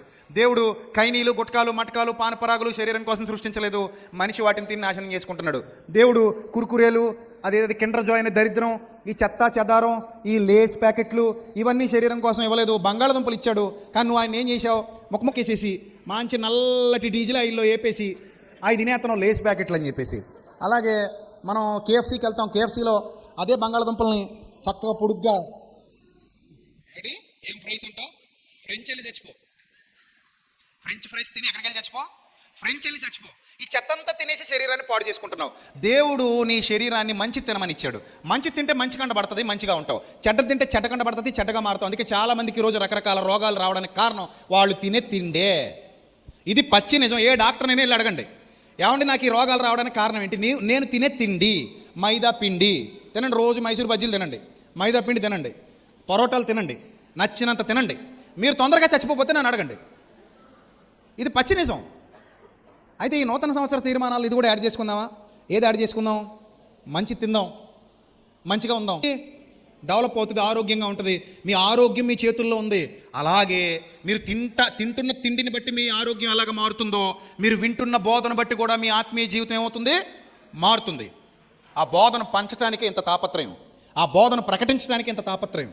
నేను నాతో పాటు కలిసి పనిచేస్తున్న ఎందరో సహకారులైన దేవుని పిల్లలు ఈ సంవత్సరం అంతా వాళ్ళ సహకారం అందించారు కాబట్టి ఇంత గొప్పగా పరిచర్య జరిగింది. రేపు జనవరి 12 నుంచి 17 వరకు జరగబోతున్న పరిచర్య కూడా అనేక మంది పిల్లల సహకారంతో జరుగుతుంది. దానికి కారణం యేసుక్రీస్తు ప్రభు వారి ఆజ్ఞ. నేను ఏదైతే మీకు బోధించానో మీరు దీన్ని ఇతరులకు బోధించాలి. సువార్త ప్రకటించేవారు పంపబడని ఎడల వారిట్లు ప్రకటించుదురు. నీ వంతుగా నువ్వు ఏం చేస్తున్నావు దేవుని కోసం ఆలోచించు. సువార్త పరిచర్యలో వాడబడు, నీ వంతు పాత్ర పోషించు అని దేవుడు ఆజ్ఞాపించారు మనకి. అందుకే బర్నబా తన పొలమమ్మినా, అననీయ సప్పీరాలు మోసగించినా, అకుల ప్రిస్కిల్ల దేవుని కొరకు నిలబడినా, ఇస్కరియోతు యోధ ధనం కోసం వెనక్కి తగ్గినా, ఇవన్నీ కూడా మీరు ఆలోచిస్తే పరలోకలో ధనం కూర్చుకున్నవారు, భూలోకపు ధనం కోసం వెంపర్లాడి నాశనానికి వెళ్ళిన వారు మనకు కనబడతారు. ఒక మనిషిని నిలబెట్టడానికి ఇలాంటి మాటలు అవసరం. ఒక మనిషిని ఆత్మీయ జీవితాన్ని కట్టడానికి ప్రతిరోజు ఇలాంటి మాటలు అవసరం. భోజనం ఎంత ముఖ్యమో బోధ కూడా అంతే ముఖ్యం అంటాను నేను. కానీ మన దృష్టి ఎప్పుడు బోధ మీద ఉంటుందా, భోజనం మీద ఉంటుందా? అలా చెప్పేస్తారండి. కనీసం కొంచెమైనా బోధ మీద ఉంటుందనండి, ఆనందపడతాను. బోధ మీద ఉంటుందని మాట వరుసకైనానండి, బాబు మీ పుణ్యం ఉంటుంది, ఆనందపడతాను నేను. మన దృష్టి భోజనం మీద, బోధ మీద. దొంగ మాటలా మనస్ఫూర్తిగానే. అయితే ఈరోజు భోజనాలు వద్దాయి, అప్పరా తొడకు మళ్ళా ఈరోజు భోజనాలు క్యాన్సిల్. ఏం చేద్దాం? సాయంత్రం 5 వరకు బోధే తిందాం చెప్పడానికి నేను సిద్ధం. ఆల్రెడీ ఇప్పటికే ఒక ఆయన ఎలాగ అంటున్నాడు చూడండి. అప్పుడప్పుడు కప్పన మింగేసి పాము ఏం చేయాలో తెలియక అది అటు ఇటు తిరుగుతుంటుంది. అలా ఉన్న మన పరిస్థితి. కొంతమంది టైం చూస్తుంటారు, 1:30 అయిపోయింది, ఇటు వదలడా, నూతన సంవత్సరం రోజు ఇలా బుక్ అయిపోయామేంటి, మాకేం భోజనం లేదా అన్నట్టు. బోధ ముఖ్యమా, భోజనం ముఖ్యమా? రెండు ముఖ్యమే. భోజనం శరీరానికి ముఖ్యం, బోధ ఆత్మకు ముఖ్యం. కాకపోతే శరీరానికి ఒక పూట లేకపోయినా నష్టమే లేదేమో, కానీ ఆత్మకు మాత్రం సరైన బోధ పడకపోతే నష్టపోతారమ్మా, గుర్తుపెట్టుకోండి. ఏ సంఘమైనా ఒకటే, ఏ సేవ అయినా ఒకటే, ఏ వాక్యం అయినా ఒకటే అని అనకండి. వాక్యాన్ని రకరకాలుగా వక్రీకరిస్తున్న వారి సమాజంలో ఉన్నారు, బోలెడంత మంది ఉన్నారు. వాక్యాన్ని ఉన్నది ఉన్నట్టుగా ఉపదేశించకుండా వక్రీకరించి బోధించడం వల్ల ఈరోజు ఎంతోమంది సత్యానికి దూరం అయిపోయారు. సత్యానికి దూరం అయిపోయారు ఈరోజు చాలామంది. వ్యర్థమైన విషయాల చుట్టూ తిరుగుతున్నారు, వ్యర్థమైన వాటికి పెద్దపీట వేస్తున్నారు, జ్ఞానాన్ని వదిలేశారు. నిజంగా ఉన్నదన్నట్టుగా జ్ఞానాన్ని ప్రకటిస్తే ఏ మతం వారైనా క్రీస్తును గౌరవించాల్సిందే. క్రీస్తు అంత గొప్పవాడు. ఉన్నదన్నట్టుగా ప్రకటిస్తే ఏ ఒక్కరైనా క్రీస్తు ఔన్నత్యాన్ని తెలుసుకోవాల్సిందే, బైబిల్ ఔన్నత్యాన్ని తెలుసుకోవాల్సిందే. నిజంగా సేవకులు అనబడిన వారు కొందరు సాతాను వలన పట్టబడ్డారు గనుక మిమ్మును బట్టియే కదా నా నామము అన్యజనుల మధ్య ఏమైంది, దూషింపబడింది. మీరు కరెక్ట్గా ఉండుంటే ప్రతోడు మిమ్మల్ని గౌరవించేవాడే, ప్రతి మతస్థుడు మిమ్మల్ని గౌరవించాల్సిందే. ఎందుకంటే మీ దగ్గర సబ్జెక్ట్ అలాంటిది. ఆ సబ్జెక్ట్ నిజంగా మీరు బయటికి తీసుకొస్తే ఎవడు కాదంటాడు, ఎందుకు కాదంటాడు. అది ఉన్నదన్నట్టుగా ప్రకటించాలి, నేర్పించాలి పిల్లల్లో. ఆ జ్ఞానం జిజ్ఞాస పుట్టించాలి. అరే ఈ వాక్యం వినాలి అన్న తృష్ణ కలగాలి. ఈ వాక్యం కోసమే నేను ఉన్నాను అన్న ఆశ పుట్టాలి. ఈ వాక్యమే నన్ను చెక్కుతుంది, నీ వాక్యమే నన్ను బ్రతికించును. పాడుకుంటాం కదా, ఎన్నిసార్లు పాడుకుంటాం, నీ వాక్యమే నన్ను బ్రతికించును, బాధలలో నెమ్మదినిచ్చును, నీ వాక్యమే నన్ను బ్రతికించును, బాధలలో నెమ్మదినిచ్చును, కృపా సత్య దయా శక్తి సంపూర్ణుడా, వాక్యమై ఉన్న యేసు వందనమయ్యా, కృపా సత్య దయా శక్తి సంపూర్ణుడా, వాక్యమై ఉన్న యేసు వందనమయ్యా, నీ వాక్యమే నన్ను బ్రతికించెను,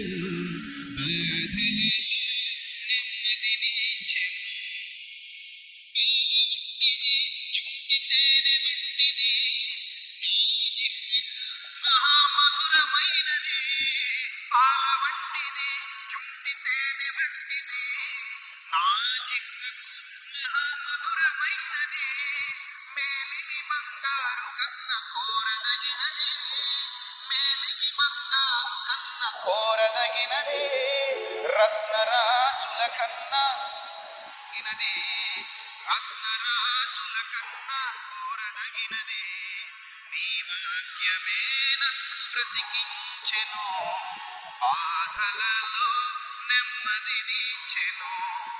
చూసారా, అంత గొప్ప వాక్యం మన హృదయంలో పెడితే ఇది పాలు వంటిది, తేనె వంటిది, స్వచ్ఛమైనది, శక్తినిచ్చేది, బలాన్నిచ్చేది, నీ ఇన్నర్ పర్సనాలిటీని తీర్చిదిద్దుతుంది.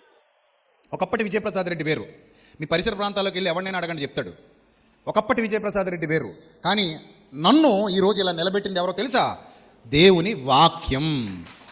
ఆ వాక్యం నా హృదయాంతరాలలోనికి వెళ్ళి నన్ను చెక్కి ఈరోజు వేల మందికి నేను ఆశీర్వాదంగా మారడానికి, వేల మందికి నేను ఈ సత్య సువార్తను ప్రకటించడానికి, వేల మంది నా ద్వారా బాప్తిస్మాలు పొందడానికి, వేల మంది నా ద్వారా సత్యలోనికి రావటానికి గల కారణం నా గొప్పతనం కాదు, నాలో నేను నింపుకున్న దేవుని వాక్యం మాత్రమే. ఆ వాక్యం యొక్క శక్తి మీకు అర్థమైతే, ఆ జ్ఞానాన్ని ప్రతిరోజు మీరు వినగలిగితే, నేర్చుకోగలిగితే మీ ఆత్మీయ జీవితాల్లో గొప్ప మార్పులు వస్తాయి. చట్నీ బాగపోతే హోటల్కి వెళ్ళాం, ఇడ్లీ నచ్చకపోతే హోటల్కి వెళ్ళాం, ఫుడ్ ఏమైనా తేడా పాడకుంటే ఆ హోటల్కి ఇంకెప్పుడు వెళ్ళాం. కానీ వాక్యం ఎట్టున్నా పర్లేదు, ఏ సంఘానికైనా పోవచ్చు అంటాం. వాక్యాన్ని పరీక్షించుకునే ఏ సంఘానికైనా మీరు వెళ్ళాలి. అక్కడ సత్యం లేకపోతే అది సంఘమే కాదు. అక్కడ క్రీస్తు ఉండాలి, సత్యం ఉండాలి, దేవుని జ్ఞానం ఉండాలి. అప్పుడే మీరు ఎదుగుతారు, అప్పుడే మీరు వర్ధిల్లుతారు. లేకపోతే మీరు ఎదగరు, మీరు వర్ధిల్లరు. కాబట్టి ప్రియమైన దేవుని ప్రజలారా, ప్రియమైన దేవుని సంఘమా, దినదినము మనం ఏమవ్వాలమ్మా? నూతన పరచబడాలి. దినదినము మీలో ఏం రావాలి? మార్పులు రావాలి. అలా పేతురు బోధకుడయ్యాక కూడా ఒకసారి తప్పిపోయాడు. గలతీ పత్రికలో ఉంటుంది. అప్పుడు పౌలు వచ్చి పేతురుని ఏం చేస్తాడు? ముఖాముఖిగా ఎదిరించి పేతురు మారడానికి కారకుడవుతాడు. అదొక రకంగా వాళ్ళిద్దరికి మధ్య జరిగిన గొడవే. పేతురికి పౌలుకి మధ్యలో చిన్నపాటి గొడవ జరిగింది. గలతీ పత్రిక 2వ అధ్యాయం 13వ వచనం 11వ వచనం. గలతీ పత్రిక 2వ అధ్యాయం 11వ వచనం. ముగించుకుందాం, వినండి జాగ్రత్తగా, ముగిస్తాను నేను ఇక. అయితే కేఫా అనగా పేతురు. కేఫా అంటే పేతురు అని కూడా చాలా మందికి తెలియదు. బైబిల్ చదువుతారు కానీ ఈ కేఫా అంటే ఎవరో అనుకుంటారు. సేవకుని అడిగా, ఈ వచనం అర్థం ఏంటో తెలుసా భయ్యా అని అడిగా. చదివి కేఫా అనేవాడు ఒకడు అంత్యోకి వచ్చినప్పుడు అపరాధిగా తీర్చబడ్డాడండి. పేతురు ఇలాంటి వాళ్ళు చాలా మందిని ఖండించాడండి అన్నాడు. కేఫా ఎవరైతే అన్నాను? కేఫా అంటే ఇడు రోమీడండి అన్నాడు. ఓహో, ఆహా, ఎన్ని సంవత్సరాలు చదివా బైబిల్? చాలా సంవత్సరాలండి అన్నాడు. కేఫా అంటే ఎవరు తెలీదా నీకు? తెలీదు. కేఫా అంటే పేతురు. పేతురుకున్న మరో పేరు కేఫా. అర్థమైందా? ఈ కేఫాని ఎవరు ఎదిరించారు? పౌలు గారు ఎదిరించారు. అంతియోకియకు వచ్చినప్పుడు కేఫా అంతియోకియకు వచ్చినప్పుడు ఏమయ్యాడంట? అపరాధిగా తీర్చబడ్డాడు కనుక నేను అతనిని ముఖాముఖిగా ఎదిరించి తిని అన్నాడంటే పేతురుకి పౌలుకి మధ్య ఒక చిన్నపాటి యుద్ధం జరిగింది. అంటే పరిపూర్ణతలకు వెళ్ళటానికి పేతురు గారికి టైం పట్టింది. తోమా కూడా పరిపూర్ణుడు కాదు, మారు మనసు పొందాడు కానీ పరిపూర్ణుడు కాదు. తోమా ఏమంటాడు తెలుసా? యేసు ప్రభు దగ్గరికి వచ్చి, శిష్యుల దగ్గరికి వచ్చి, ఆయన గాయాల్లో వేలు పెట్టి చూస్తే తప్ప నేనేం చేయను, నమ్మను అన్నాడు. గాయాల్లో వేలు పెడితే తప్ప నాకేం కలగదు, నమ్మకం కలగదు అన్నాడు. చూడండి ప్రియమైన దేవుని ప్రజలారా, అంటే ఒక మనిషి ఒక్క రోజులో మారడమ్మా, ఒక మనిషి ఒక్క రోజులో సెట్ అవ్వడమ్మా, ఒక మనిషి ఒక్క రోజులో మీరు అనుకున్నట్టుగా రూపుదిద్దుకోడు. ఒక గోడ అందంగా రావాలంటే 2-3 పెయింట్లు వేయాలంట. మా విజయ్ చెప్తాడు. ఎన్ని వేయాలంట? అన్నయ్య ముందు కోటింగ్ వేయాలి, తర్వాత మళ్ళీ ఆగి ఇంకో కోటింగ్ వేయాలి, ఇంకా అందంగా రావాలంటే మరో కోటింగ్ వేయాలి చెప్తాడు. అంటే ఒక గోడ అందంగా రావాలంటేనే ఏం చేయాలి? 2-3 కోటింగ్లు పడాలి. మరి నువ్వు ఎన్ని కోటింగ్లు పడితే మారుతావు? ఎన్ని కోటింగ్లు పడితే సెట్ అవుతావు? ఒక్కొక్కడికి కొన్ని కోటింగ్లే సరిపోతే, ఒక్కొక్కడికి చాలా కోటింగ్లు ఇవ్వాలి. ఎక్కువ కోటింగ్లు ఇస్తే తప్ప ఒక్కొక్కళ్ళు ఏమి రాదు, మార్పు రాదు. అర్థమైందా? కొంతమంది కొన్ని కోటింగ్లకే సెట్ అవుతారు, కొంతమందికి ఎక్కువ కోటింగ్లు పడ్డాక సెట్ అవుతారు. కొంతమంది పరిపూర్ణతలోకి 2-3 సంవత్సరాల్లోనే వెళ్ళిపోతారు. కొంతమంది పరిపూర్ణులు కావడానికి 5 ఏళ్ళు పట్టొచ్చు, 6 ఏళ్ళు పట్టొచ్చు, 7-10 ఏళ్ళు పట్టిన వాళ్ళు కూడా ఉన్నారు. అంటే ఒక మనిషిలో నూతనత్వం రావాలంటే దినదినం వర్క్ జరగాలి, దినదినం ప్రాసెస్ జరగాలి. ప్రతిరోజు వాక్యం వినాలి, ప్రతిరోజు వాక్య ధ్యానం చేయాలి, ప్రతిరోజు ప్రార్థనలో ఉండాలి, ప్రతిరోజు సేవకుడు పరిచర్య చేయాలి. అందుకే సంఘాన్ని దేవుడు సేవకుడికి అప్పగించి నువ్వు వ్యవసాయకుడివి అన్నాడు. వ్యవసాయకుడు అంటే విత్తిన వెంటనే పంట చేతికి వచ్చేసిందా? పౌలు భక్తుడు అన్నాడా లేదా నేను వ్యవసాయకుడిని అన్నాడా లేదా? రే అన్నాడా లేదా? పౌలు భక్తుడు నేను వ్యవసాయకుడిని అన్నాడా? మేము దేవుని జత పనివారం అన్నాడా? అంటే ఏంటి? సంఘం అనే వ్యవసాయాన్ని మొదలుపెట్టాడు పౌలు భక్తుడు. సేవకులు విత్తనాలు విత్తాం, ఆ రోజు పంట కోయలేం, 6 నెలలు పడుతుంది, రైతులకు తెలుసు అంతేనా? ఇదివరకైతే సంవత్సరం పట్టేదంట, పూర్వం అయితే ఒకటే పంట వచ్చేదంట, సంవత్సరం పట్టేది. ఇప్పుడు 6 నెలలు పడుతుంది. ఈ ఖరీఫ్ రబీ 2 పంటలకి, అంటే తొలకరి దాళవా 6 నెలలు పంట చేతికి వస్తుంది. 6 నెలలు విలువైన భూఫలం కోసం ఓపికతో కనిపెట్టాలి. అలాగే సంఘం ఒక్క రోజులో సెట్ అవ్వదు. కొంతమంది ఉంటారు 15-20 ఏళ్ళు మాతో ఉన్న వాళ్ళకే బుద్ధి బుర్ర పనిచేయట్లా ఉన్నారు. అలాంటి వాళ్ళు జ్ఞానం లేని జ్ఞానహీనులు, జ్ఞాన శూన్యులు ఉన్నారు. అంటే సేవ మొదలెట్టినప్పటి నుంచి వాక్యం విన్నా కూడా కొన్ని మొండు హృదయాలు ఏమవ్వలేదు, మారలేదు. కొన్ని బండ హృదయాలు ఏమవ్వలేదు, బద్దలవలేదు. అజ్ఞానంలో కూరుకుపోయి ఉన్నాయి ఆ చెత్త బతుకులు. మరి మారాలంటే టైం పడుతుంది. నువ్వు లోబడాలి, సంపూర్ణంగా విధేయత చూపించాలి, సంపూర్ణంగా నేర్చుకోవాలి. నేర్చుకుని అయిపోలేదు, నేర్చుకున్నది మళ్ళీ ఇతరులకు ఏం చేయాలి? నేర్పించాలి. రాత్రిగా చెప్పాను, కొవ్వొత్తి వెలిగించిన తర్వాత అది మాత్రమే వెలగకూడదు. కొవ్వొత్తి వెలిగించిన తర్వాత అది ఇతరులను కూడా ఏం చేయాలి? వెలిగించాలి. నేను ఒక్కడనే వెలగట్లా, నాతో పాటు చాలామందిని వెలిగించుకుంటూ వెళ్ళిపోతున్నా. చచ్చే వరకు ఇలా వెలిగిస్తూనే ఉంటా. మన అమ్మ నన్ను దీవించింది ఏమనంటే, అరే నాయన నువ్వు ముసలుడు అయిపోయి ఇంకా వృద్ధుడు అయిపోయినా కూడా వాక్యం ప్రకటిస్తున్నట్టుగా దేవుడు నాకు చూపిస్తున్నాడు రా అంది. నాకు కూడా చూపిస్తున్నాళ్ళకి కంగారు పడకను. దేవుడు అలాగే చూపించాలి మరి. ఎందుకంటే నేను 15 ఏళ్ల సేవా పరిచర్యలో వేల మందిని ప్రభు కోసం నిలబెట్టగలిగా. ఇంకొక 50 ఏళ్ళు నా ఖాతాలో దేవుడు వేసాడు అనుకోండి. 15కే ఇంత ప్రపంచం సృష్టించినప్పుడు ఇంకొక 50 ఏళ్ళు నా ఖాతాలో పడితే ఎలా ఉంటుంది? గట్టిగా ఉంటుంది కదా. సో దేవా తండ్రి 50 అంటే కష్టమేమో, కనీసం ఇంకో 45-40 అయినా బడే ప్రభువా అని అడుగుతా. కానీ ఏమో చెప్పలేము, స్టెఫన్ లాగా తీసుకెళ్ళిపోతానంటే నేనేం చేయలేను కదా. కానీ ఉంటే మాత్రం ఖచ్చితంగా ఏం చేస్తాను? వెలిగిస్తూనే ఉంటాను. నేను ఒక్కడనే వెలగను ఎప్పుడు కూడా. నాతో పాటు ఇంకా చాలా దీపాలు ఏమవ్వాలి? వెలగాలి. నా ఒక్క కుటుంబంలోనే కాంతులు కాదు, అనేక కుటుంబాల్లో కాంతులు వెలసిల్లాలి, వెళ్ళి విరియాలి.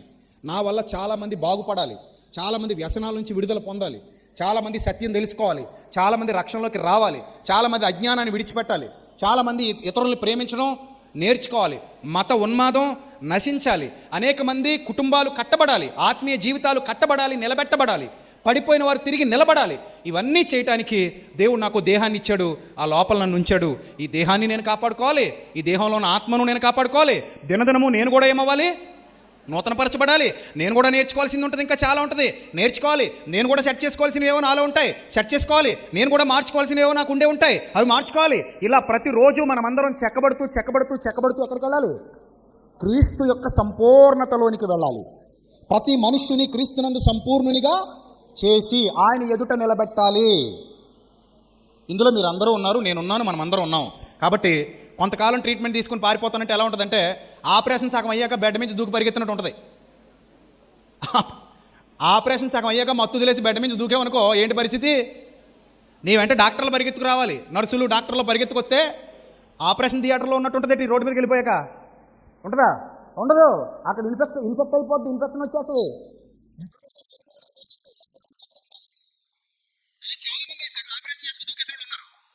అరే నాయన సగం ఆపరేషన్ చేసుకుని దూకేసావు కాబట్టి ఇలా వింత రోగం అయిపోయావు, ఇలా వింత జబ్బులు వచ్చేసి అది కొత్త మృగంలో తయారయ్యావు. అలా దూకకూడదు, ఇస్కరియోతు యూదాలా మారిపోతావు, గారడీ సీమోన్లా మారిపోతావు.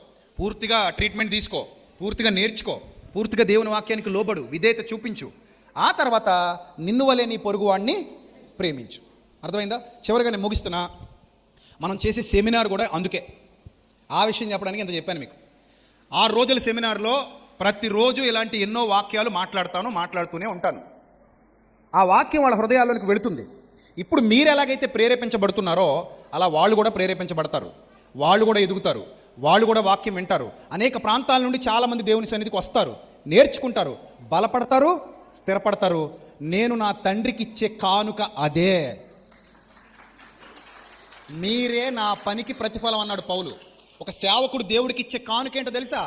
ఆత్మలు సంపాదించి ఆయనకు అప్పగించటం, పాపుల్ని రక్షించి ఆయన ముందు పరిశుద్ధులుగా నిలబెట్టడం, చెక్కి రాళ్లను శిల్పాలుగా చెక్కి ఇదిగో ప్రభు ఒక అందమైన మందిరాన్ని నీకోసం నేను కట్టానని చెప్పటం. దానికోసం నేను, నాతో పాటు మీరందరూ, రైట్? నేను, నాతో పాటు మీరు అందరూ.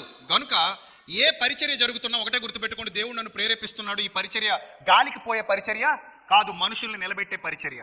ఈ పరిచర్య వ్యర్థమైన పరిచర్య కాదు, అర్థవంతమైన పరిచర్య. ఈ పరిచర్య అసత్యం చెప్పే పరిచర్య కాదు, సత్యాన్ని ఉన్నట్టుగా ప్రకటించే పరిచర్య. ఈ పరిచర్య అన్యజనులకు కూడా మహిమకరంగా ఉండే పరిచర్య. ఈ పరిచర్య ద్వారా అనేకుల్ని దేవుడు తాకబోతున్నాడు, అనేకుల్ని నిద్రలేపబోతున్నాడు, అనేక మందిని కట్టబోతున్నాడు, అనేక మందిని ఖండించబోతున్నాడు, అనేక మందికి బుద్ధి చెప్పబోతున్నాడు, అనేకమైన కొత్త ఆత్మల్ని రక్షించి ఆయన సన్నిధిలో నిలబెట్టుకోబోతున్నాడు. ఆయన రాకడ సమయానికి 1000 మంది సిద్ధపరచబడాలన్నది దేవుని యొక్క ఆలోచన.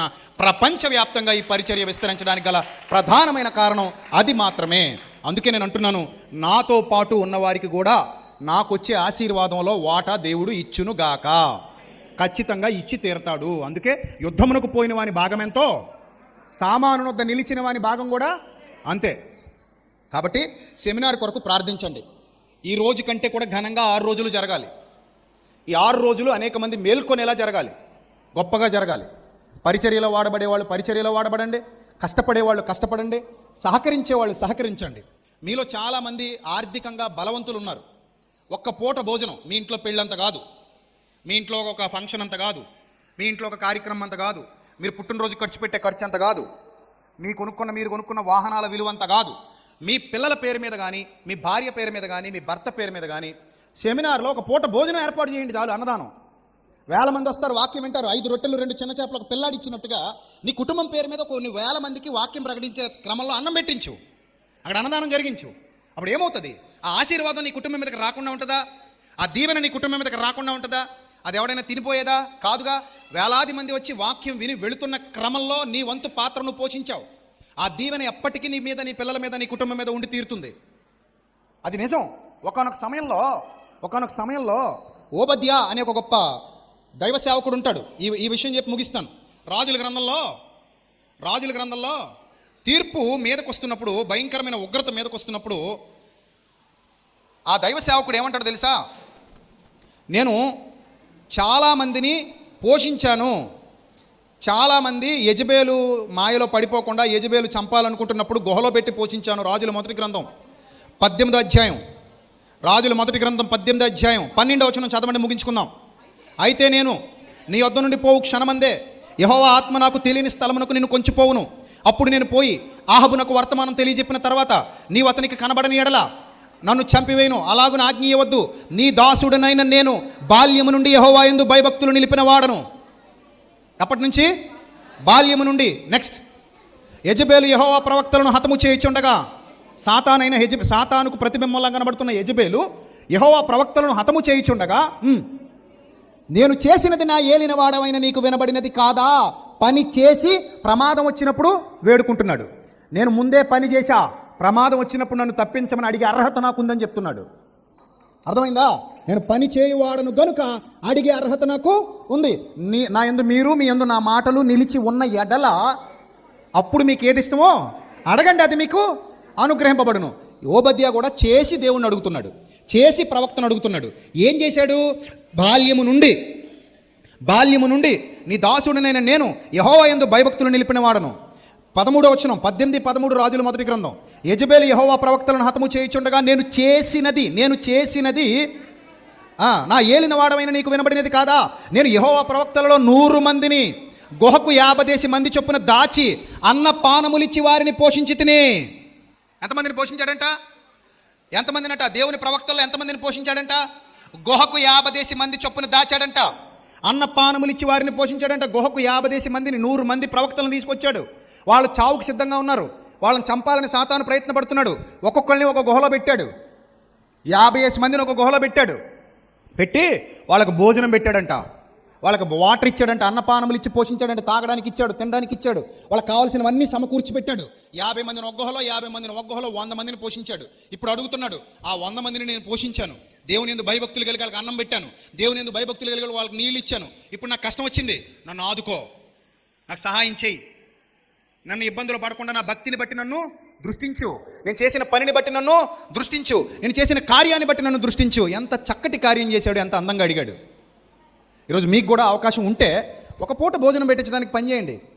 మీకు సామర్థ్యం ఉంటే, సామర్థ్యం లేని వాళ్ళని నేను చెప్పట్లేదు, నీకు సామర్థ్యం లేదా, దేవుడు నీకు ఇవ్వలేదా, వచ్చి కష్టపడి పని చేయి. చీపురు పట్టుకున్నా తప్పేమీ లేదు, బూజులు దులిపినా తప్పేమీ లేదు, కడిగినా తప్పేమీ లేదు. ఎందుకంటే నేను దేవుని పనిలో వాడబడుతున్నాను. అప్పుడు ఏదో రోజు నీకు కష్టం వస్తుంది.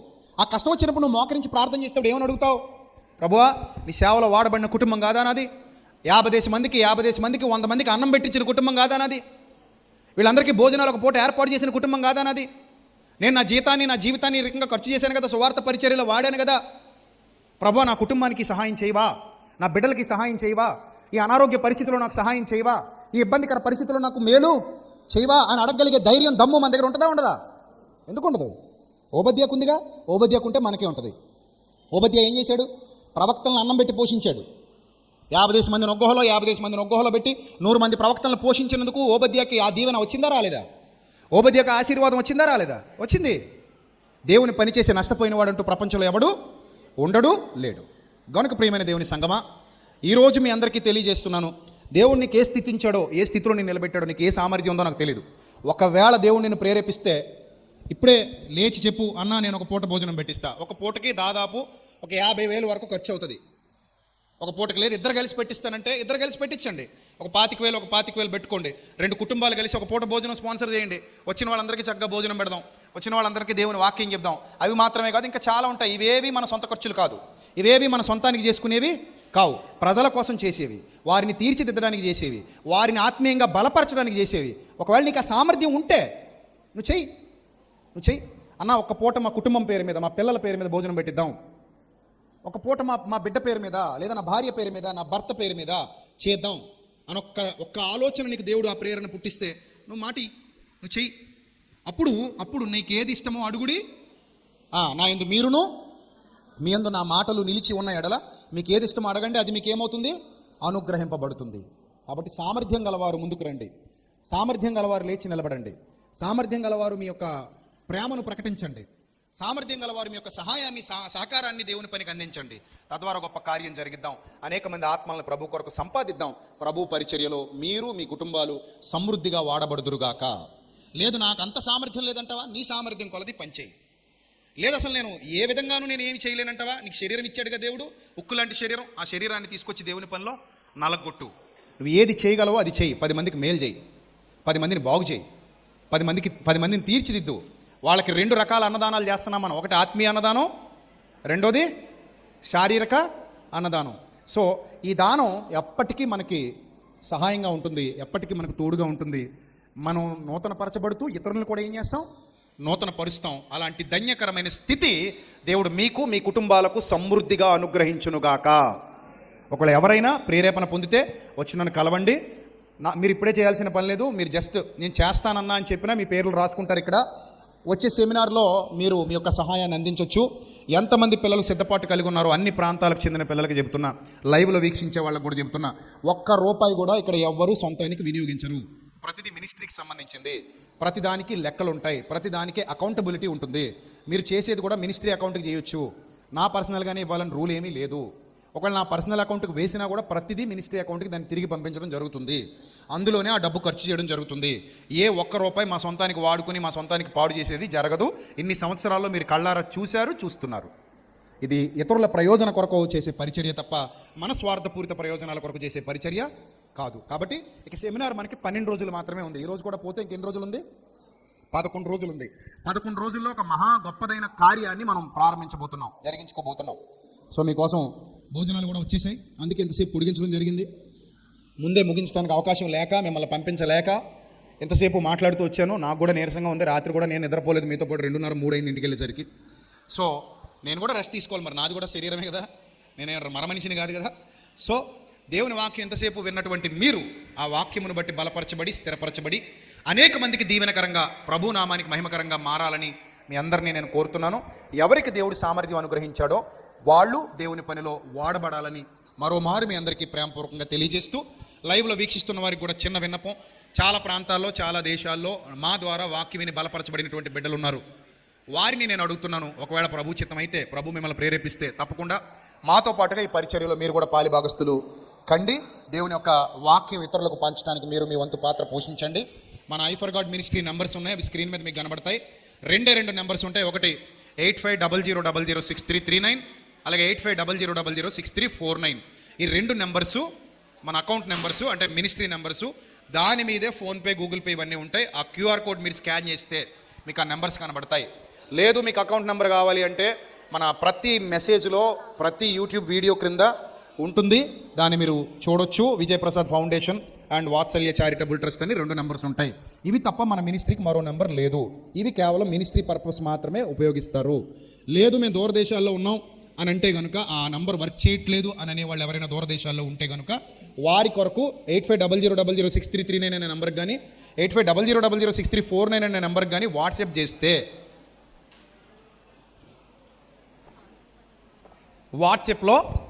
వాట్సాప్లో మీకు వివరాలు పంపిస్తారు. విజయ్ ప్రసాద్ రెడ్డి పేరు మీద అకౌంట్ మీద ఉన్న వివరాలు పంపిస్తారు. అవి సెమినార్లో ఉపయోగించడం జరుగుతుంది. ఈ విషయాన్ని కూడా లైవ్లో వీక్షిస్తున్న వాళ్ళు గుర్తుపెట్టుకోండి. ఇందులో ఎలాంటి బలవంతం లేదు.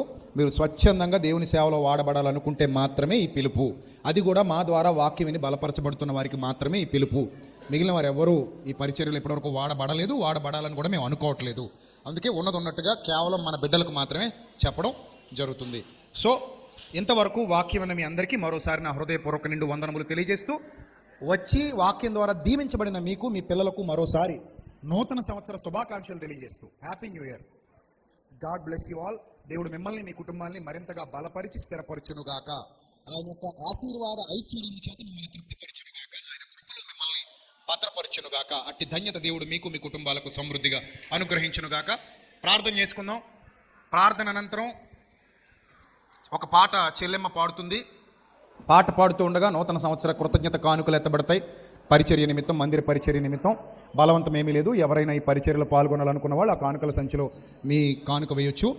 ఆ తర్వాత ముగింపు ప్రార్థన చేసుకుని మనం ప్రేమ విందులోకి వెళతాం. ఈ విషయాన్ని అందరూ గమనించండి. చిన్న ప్రార్థన చేస్తాను, కళ్ళు మూసుకోండి. ఇలా కానుకల పరిచర్య చేసేవాళ్ళు సిద్ధపడండి. మహాపరిశుద్ధుడైన మా కన్న తండ్రి, మహోన్నతుడ, దయగల దేవ, కృపగల ప్రభువ, మీ పవిత్ర నామానికి స్తుతులు, స్తోత్రాలు చెల్లిస్తున్నాం. వచ్చినటువంటి బిడ్డలందరినీ దీవించండి, మీ కృపలో వర్ధిల్లింప చేయండి. మీ సహాయము, సమాధానము బిడ్డలకు అనుగ్రహించండి. మీ సన్నిధి కాంతి ప్రకాశము చేత ప్రభ ప్రతి కుటుంబాన్ని దీవించి ఆశీర్వదించి మీ సేవలో బలమైన పాత్రలుగా నిలబెట్టుకోండి. ప్రతి వారు చెక్కబడి, స్థిరపరచబడి, నూతనత్వంతో నింపబడి అనేక మందికి దీవెనకరంగా, మీ నామానికి మహిమకరంగా వాడబడ్డానికి సహాయం చేయమని, మీ కృపా కనికరం ఎల్లప్పుడూ బిడ్డలకు తోడుగా ఉంచమని, ప్రతి ఒక్క కుటుంబంలో ప్రభా ఈ నూతన సంవత్సరం నూతన ఆశీర్వాదాలతో నింపబడినట్లు సహాయం అనుగ్రహించమని వేడుకుంటూ, మా కొరకు రానే ఉన్న ప్రభు అయిన క్రీస్తు పేరిట ఈ ప్రార్థన మనవులు సమర్పించి మీ వద్ద నుండి తిరిగి పరలోకపు జవాబు పొందుకుంటున్నాం మా కన్న తండ్రి. ఆమెన్. అందరికీ వందనాలు. May Lord bless you all, love you all. దేవుడు మిమ్మల్ని, మీ కుటుంబాల్ని దీవించి ఆశీర్వదించునుగాక.